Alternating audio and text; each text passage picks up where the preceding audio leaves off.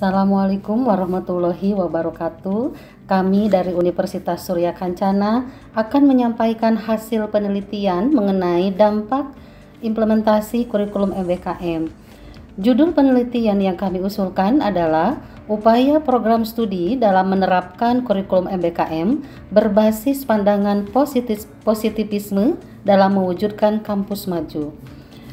Adapun latar belakang dilakukannya penelitian ini adalah yang pertama, bahwa Unsur berdiri pada tahun 2000 dengan 5 fakultas, 2 program pasca sarjana, dan 16 program studi. Unsur dalam proses pembelajarannya menerapkan kurikulum KKNI sampai dengan tahun 2019. Kemudian pada tahun 2020, Unsur sudah mengambil inisiatif untuk melakukan sosialisasi kurikulum MBKM melalui berbagai kegiatan. Misalnya yang pertama, Fakultas Hukum Unsur sejak sosialisasi tersebut sudah mulai merancang kurikulum KKNI berbasis MBKM dengan melalui berbagai tahapan transisi, yaitu melalui penelitian, seminasi, lokakarya, dan pelaksanaan program hibah kurikulum MBKM.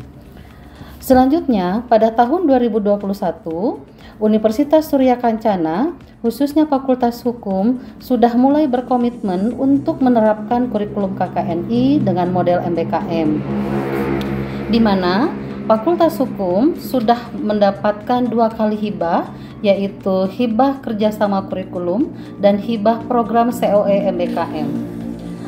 Adapun beberapa bentuk kegiatan pembelajaran yang dilaksanakan, pertama adalah pertukaran mahasiswa, yang kedua membangun desa, yang ketiga proyek kemanusiaan, dan yang keempat adalah program magang. Selain Fakultas Hukum, ada fakultas lain yang juga menerapkan kurikulum KKNI, yaitu Fakultas Sains Terapan dengan prodi Agribisnis, prodi Agroteknologi, dan prodi Administrasi Bisnis Internasional. Selain itu, ada 1 program studi di Fakultas Teknik, yaitu program studi Informatika, juga melaksanakan kurikulum MBKM dengan BKP MBKM adalah kampus mengajar dengan magang serta pertukaran mahasiswa. Dan terakhir adalah dari Fakultas Keguruan dan Ilmu Pendidikan, yaitu program studi Bahasa Inggris. Dari kondisi tersebut, peneliti merasa tertarik untuk melakukan penelitian bagi beberapa program studi yang masih berupaya untuk menerapkan kurikulum MBKM. Maka dari itu, rumusan permasalahan yang diangkat adalah yang pertama, bagaimana kebijakan MBKM di Unsur dilaksanakan, dan yang kedua, upaya apa saja yang dilakukan oleh program studi dalam melaksanakan kurikulum MBKM.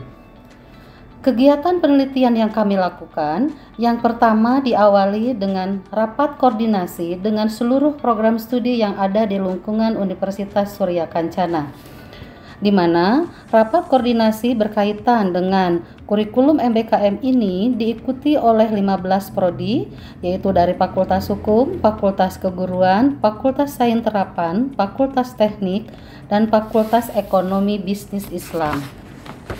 Selanjutnya, dilakukan survei bagi seluruh dosen, seluruh tenaga kependidikan, dan seluruh mahasiswa yang ada di lingkungan Unsur, di mana program penelitian ini dilakukan dengan metode total sampling atau populasi dengan sebanyak responden 3.000 orang.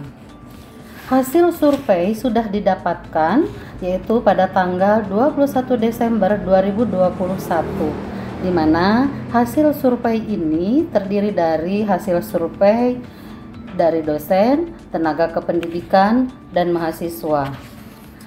Program selanjutnya selain melakukan survei adalah agenda penelitian, yaitu rapat koordinasi dengan seluruh program studi, kemudian survei ke lapangan dengan beberapa sampel mahasiswa dan dosen yang sudah melaksanakan bentuk kegiatan pembelajaran MBKM. Dari kegiatan tersebut, hasilnya kami seminarkan, yaitu dalam kegiatan seminar hasil penelitian baik tingkat fakultas ataupun universitas. Seminar hasil tersebut itu dilakukan pada tanggal 27 Desember dengan penanggap atau keynote speaker selain dari Universitas Surya Kencana juga dari Universitas Juanda. Luaran dari program penelitian kami selain dari laporan akhir adalah yang pertama, artikel atau jurnal yang disubmit atau disampaikan ke jurnal internasional, kemudian berupa video pelaksanaan MBKM, serta ada rekomendasi yang akan disampaikan ke pihak fakultas maupun ke pihak universitas yang nanti dijadikan bahan pertimbangan pada saat membuat kebijakan pelaksanaan MBKM di tingkat universitas. Demikian yang bisa kami sampaikan. Terima kasih. Assalamualaikum warahmatullahi wabarakatuh.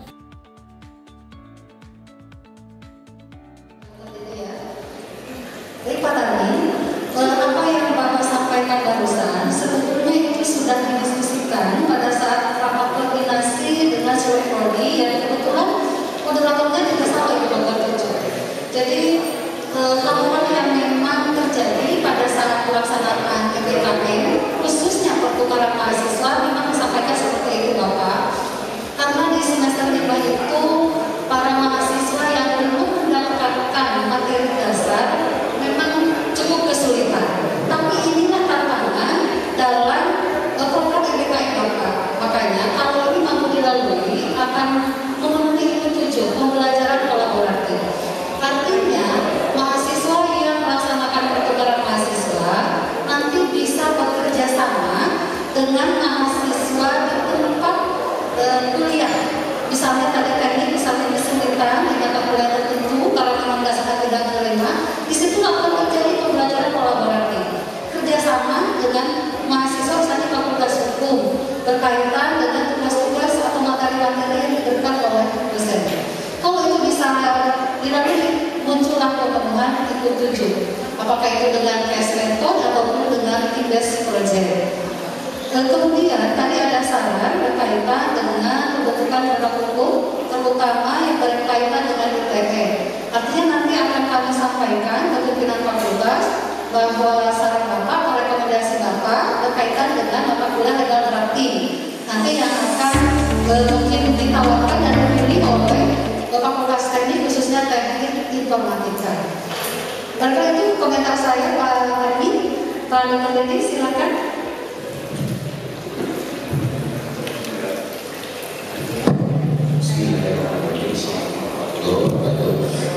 Saya ingin menurut dari Ibu Dr. Siti tadi kaitannya dengan survei, betul Bu Dokter, memang kelihatannya di waktu yang 2 minggu ini agak bahasa Sundanya tidak kemah lah. Jadi akhirnya hanya dosen, staff, sama pendik. Karena kita berpikir bahwa memang pimpinan juga bagian dari dosen. Nah ternyata memang Bapak Ibu semua perlu kita butuh sebuah highlight komitmen dari pimpinan sebetulnya. Karena mohon maaf misalnya ya ada keluhan dari beberapa prodi yang sudah sangat ofensif, sementara leadernya agak kendor, bahkan cenderung tidak, mohon maaf misalnya tidak terlalu agresif gitu. Jadi tidak bisa mengimbangi para pemimpin middle-nya. Nah ini memang perlu dipetakan sebagai sebuah kajian agar ke depan paling tidak pembenahan itu dari mana dulu, top leader-nya dulu semua benerin atau bottom up dari bawah. Karena mohon maaf misalnya kalau prodi-prodi hampir semua di 9 prodi yang kita ini kan memang kaprodinya itu punya keinginan besar untuk melaksanakan MBKM, tapi kadang-kadang tadi ya ada 1-2 yang kemudian menghadapi sebuah pemahaman yang sangat sederhana dari top leadernya. Jadi ini yang saya kira memang perlu dipetakan gitu. Ke depan saya kira memang perlu ada survei lanjutan kaitannya dengan komitmen dari pimpinan, dari dosen, dan staf dan mahasiswa. Kita sudah masuk ke wilayah komitmen nanti. Gitu. Jadi insya Allah ini akan kita coba lakukan ke depan. Karena kita juga harus mengetahui menangkap tentang komitmen dari masing-masing tersebut, termasuk mahasiswa. Ya supaya tadi leader di bagian middle tidak terhambat dengan pemahaman yang sangat sederhana dari topnya. Ya, ini yang saya kira juga perlu kemudian menjadi wacana ke depan. Insya Allah nanti ke depan kita akan lakukan itu. Kemudian Pak tadi Pak Proditen Informatika.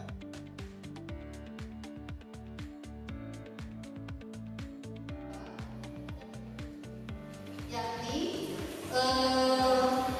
mahasiswa mendapatkan manfaat pada saat berkegiatan di luar kampus, jadi dengan pertukaran mahasiswa, magang, membangun desa, proyek kemanusiaan, studi independen, ya. Kemudian ada kampus mengajar juga.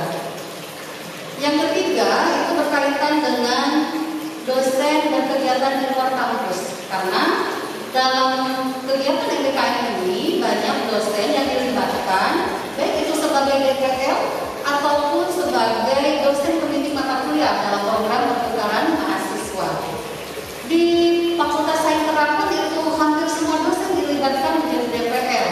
Saat saya wawancara itu kurang lebih ada 18 dosen dan mahasiswanya itu sekitar 252 orang yang melaksanakan program MBKM dengan pilihan 5 BKPM. Kalau di Fakultas Hukum itu sekitar 48 mahasiswa dengan 14 dosen. Di bahasa Inggris yang pertukaran mahasiswa itu ada 4, teknik informatika yang pertukaran mahasiswa dalam Fakultas Hukum juga ada 4 orang.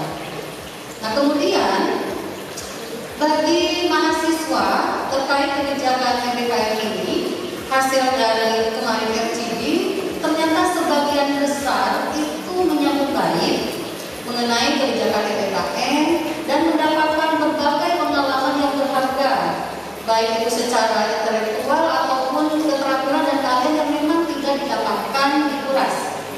Dan ini bisa nanti kita lihat dalam hasil survei, ya. Ternyata mahasiswa itu lebih dari 50% sudah siap untuk melaksanakan MBKM. Nah, nanti juga ada slide-nya berkaitan dengan itu. Bapak dan Ibu, selanjutnya saya tampilkan, ini hanya 3 pertanyaan saja yang di slide. Pertama ini untuk dosen, ya, hasil survei dosen. Di sana bisa terlihat berkaitan dengan pengetahuan dosen tentang kebijakan MBKM. Di sini ternyata yang mengetahui sebagian besar isi kebijakan itu sampai 60% dari 80 orang dosen, ya, yang menjadi responden. Yang mengetahui kebijakan keseluruhan itu 16%, yang belum mengetahui sama sekali itu 3%, dan yang mengetahui itu sedikit, ya, yang mengetahui sedikit itu 21%. Artinya begini, bahwa sebagian besar dosen itu sudah mengetahui kebijakan MBKM. Jadi 60% dari 80 yang menjadi responden, ada kurang lebih 40 dosen sudah paham mengenai MBKM. Selanjutnya, dari mana para dosen ini mengetahui informasi berkaitan dengan kebijakan MBKM? Ini bisa terlihat baik.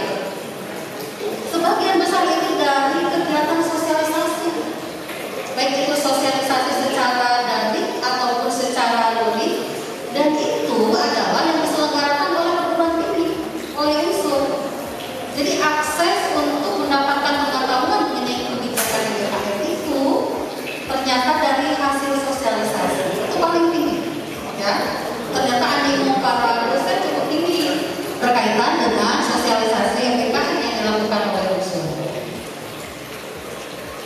Selanjutnya